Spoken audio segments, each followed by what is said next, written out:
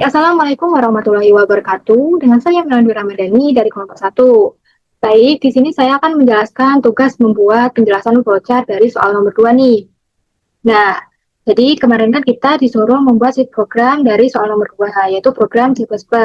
Sini kita selanjutnya akan menjelaskan sebuah bentuk flowchartnya atau diagram alirnya. Untuk soal nomor 2, saya akan bacakan terlebih dahulu, yang dimana untuk soal nomor 2 ini kita itu disuruh untuk menginputkan sebuah pilihan nih, yaitu terdapat dua pilihan. Untuk pilihan pertama, kita itu disuruh untuk mengecek zodiak yang akan kita masukkan ke dalam outputnya. Yang dimana untuk mengecek zodiak itu, kita akan masukkan terlebih dahulu tanggal dan bulan lahirnya. Setelah itu, di outputnya akan mengecek zodiak apa yang sesuai dengan tanggal dan bulan lahir yang akan kita masukkan selanjutnya. Dan untuk perintah pilihan kedua nih, kita itu disuruh untuk mengecek ramalan berdasarkan ketika kita sudah menginputkan zodiaknya. Dan zodiak yang kita inputkan ini sudah sesuai dengan tanggal dan bulan lahir yang kita proses dari pilihan pertama. Langsung saja di sini sudah ada flowchartnya. Untuk langkah awal nih, untuk membuat diagram alir, kita akan mulai terlebih dahulu sebuah programnya, yang dimana untuk memulai sebuah program itu, di dalam flowchart, kita akan membentuk sebuah simbol atau bentuk gambaran berbentuk oval. Untuk oval sendiri itu fungsinya untuk memulai dan mengakhiri seluruh program yang kita kerjakan. Jadi kita akan buat terlebih dahulu gambarnya seperti oval, terus dalam oval kita akan masukkan si mulai, yaitu memulai programnya itu sendiri. Nah, selanjutnya setelah kita memulai suatu program, tadi kan kita disuruh untuk untuk pilihan kedua atau menginputkan dua pilihan nih, yaitu pilihan pertama dan pilihan kedua. Di flowchartnya kita akan inputkan terlebih dahulu pilihannya. Kan pilihan itu kan di contoh soal tadi ada dua kan. Jadi di sini kita akan inputkan terlebih dahulu variabelnya berupa pilihan, dan bentuknya itu seperti jajar genjang seperti ini. Untuk fungsi jajar genjang itu fungsinya atau menginput dan menginputkan sebuah perintah yang akan kita masukkan ke dalam si bentuk jajar genjang ini. Selanjutnya, setelah kita menginputkan variabel utamanya nih, yaitu pilihan, kita akan mengecek satu persatu untuk pilihan satu dan pilihan kedua. Nah, setelah itu kita cek terlebih dahulu nih untuk mengecek zodiak tadi kan, kita akan cek pilihan pertama terlebih dahulu, yang dimana di sini menggunakan simbol decision atau biasa disebut dengan simbol percabangan. Bentuknya seperti belah ketupat seperti ini, dan kita di dalam simbol ini kita tulis pilihan pertama. Selanjutnya setelah pilihan pertama, nah soal tadi untuk mengecek zodiak kan kita disuruh memasukkan tanggal dan bulannya terlebih dahulu kan. Jadi kita masukkan lagi nih inputannya, yaitu tanggal dan bulannya. Bentuknya seperti jajar genjang seperti pada bagian pilihan ini, bentuknya sama. Selanjutnya setelah kita masukkan variabel tanggal dan bulannya, nah kita akan masukkan zodiaknya nih. Zodiak itu kan ada 12. Yang pertama itu Aries, Taurus, sampai ke zodiak yang terakhir nih, yaitu Pisces. Nah, selanjutnya kita akan tarik arus aliran datanya berupa menggunakan tanda panah seperti ini. Jadi fungsinya tuh agar tahu kita tuh alirannya tuh setelah dari gambar si mulai nih, alirannya tuh kemana? Ya ke pilihan nih. Jadi kita hubungkan dengan menggunakan strip panah ini. Nah, tadi kan disuruh mengecek zodiaknya kan, jadi kita masukkan terlebih dahulu. Yang pertama itu ada zodiak si Aries.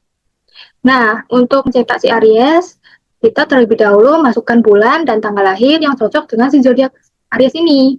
Yang pertama menggunakan if. Kondisinya kan ada banyak nih. Ada 12 zodiak kan, jadi kita menggunakan if. If, lalu kita ketik Aries itu zodiaknya dimulai dari bulan 3. Nah, bulan 3-nya itu dimulai dari tanggal 21 sampai atau sampai tanggal 19 ini, yaitu tanggal 19 bulan 4. Itu termasuk ke dalam zodiak si Aries. Nah, di sini jika hasil outputnya Aries, jadi kita gunakan di bagian aliran tanda panah nih. Kita ketikkan atau kita tuliskan si true atau benar. Jadi hasil output yang benar yaitu si Aries. Jika salah, kita akan lanjut ke kondisi lain, mengecek zodiak yang lainnya. Kan tidak hanya zodiak Aries saja kan? Nah, lalu ada zodiak si Taurus. Untuk bulannya itu kita masukkan dari bulan 4 yaitu tanggal 20 sampai ke bulan 5. Sampai hanya tanggal 20 bulan 5 itu termasuk ke dalam zodiak si Taurus. Hasil outputnya cetakannya itu si Taurus. Jadi untuk tanda panah yang mengalir ke Taurus ini kita tulis dengan true. Dan untuk false atau salah, jadi akan mengecek kondisi yang lainnya atau mengecek zodiaknya lagi sampai zodiak yang terakhir. Karena bentuk dari flowchart atau simbol decision ini memiliki nilai tipe data Bolen nih, yaitu nilai true atau benar. Nah, selanjutnya di sini saya akan menjelaskan untuk segitiga. Bentuknya seperti segitiga, tapi sisinya ada 6 yang menghadap ke bawah. Ini namanya itu simbol offline connector. Fungsinya ini untuk menyambungkan sebuah flowchart yang tidak cukup dan kita lanjutkan ke baris yang lainnya atau membuat gambar si flowchart ini dengan halaman yang berbeda. Jadi kita menggunakan simbol si offline connector ini. Nah, langkah selanjutnya kan mengecek zodiak kan, hingga zodiak yang terakhir yaitu si Pisces. Nah, jika benar kita akan mencetak hasil output si Pisces. Jika salah dan zodiaknya ini sudah selesai sampai ke zodiak yang terakhir, zodiak yang ke-12, hasil false-nya itu kita akan menginputkan tanggalnya itu tidak valid.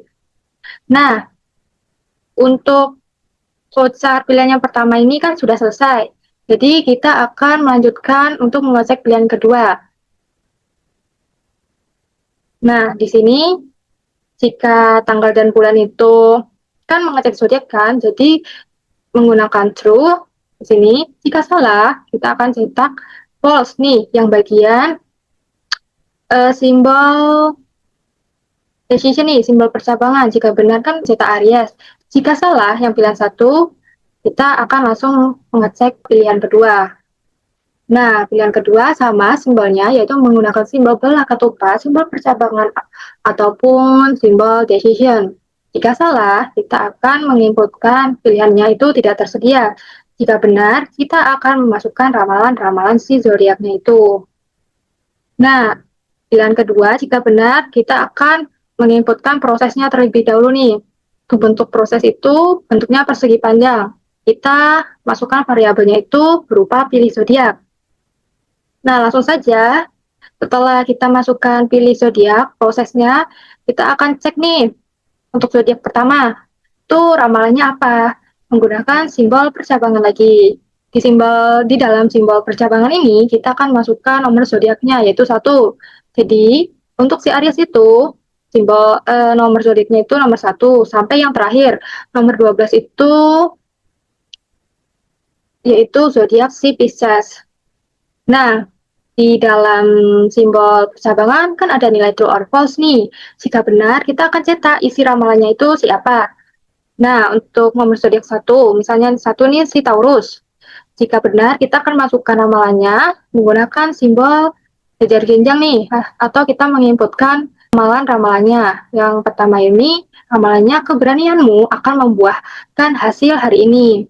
Itu jika benar, karena cetakannya berupa ramalan. Jika salah, ya kita akan lanjut lagi untuk mengecek zodiak, dan ramalan zodiak si lain, hingga selesai. Nah, di sini, jika zodiaknya ramalannya itu sudah sampai akhir, untuk angka terakhir itu, bentuk false-nya itu, kita akan menginputkan nomornya itu tidak valid. Karena kan zodiak yang kita inputkan itu hanya sampai 12 zodiak kan. Misalnya kita akan mengetik di hasil outputnya nomor zodiaknya itu 13. Kan tidak ada kan di dalam si programnya ini nomor zodiak 13 itu tidak ada. Jadi kita akan mencetak hasil salahnya nih. Hasil nilai salahnya itu nomornya itu tidak valid. Lalu kita akhiri semua program atau flowchart yang ada di atas tadi. Yang nomor zodiak ini kita akhiri, yaitu akhirannya selesai.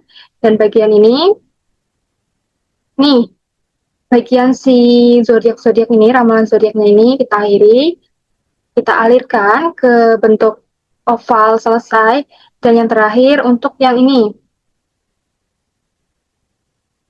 jika bentuknya itu salah.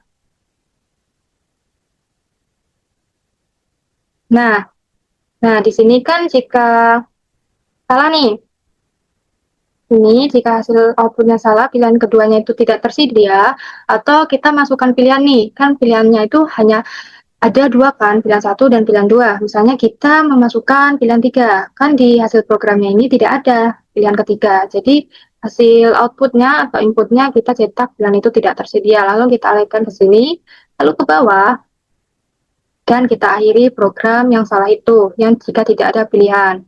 Nah, jadi cukup sekian penjelasan dari flowchart nomor 2 dari saya. Saya akhiri. Wassalamualaikum warahmatullahi wabarakatuh.